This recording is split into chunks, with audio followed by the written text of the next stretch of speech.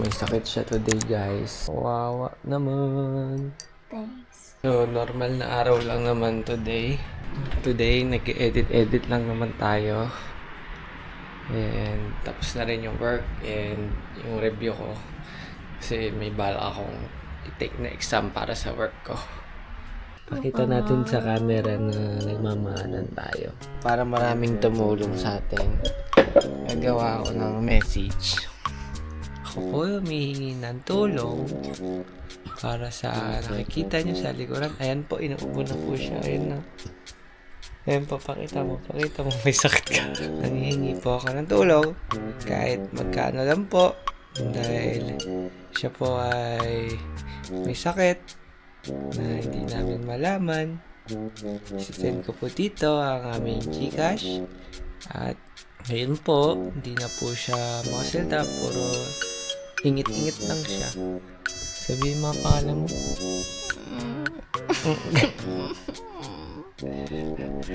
At ayan po, dahil may sakit po siya, wala po kaming ma-content. Guys, tapos na tayo mag-edit. And yan. Tapos na. And kawawa naman ang may sakit. Hindi siya makapag-SL dahil wala ka pang SL. Meron, kaso sayang. Sayang, mawala ng money. Pogi naman ng last na nakalagay sa screen. Sino? Tour ko kayo dito sa CR namin. Yung CR namin, by design talaga dapat nakausog siya pa backward.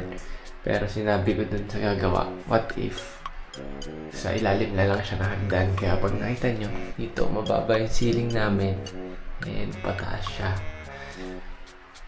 Para ma-maximize namin yung space sa bahay since maliit nga lang tong lote namin. Need na yung maximize. And ginawan ko siya ng dalawang ilaw para maganda yung lighting, and yung isang switch is for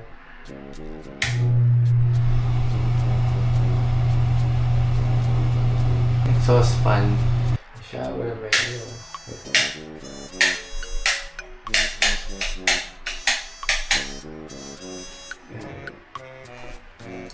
Dito lang ang panlinis.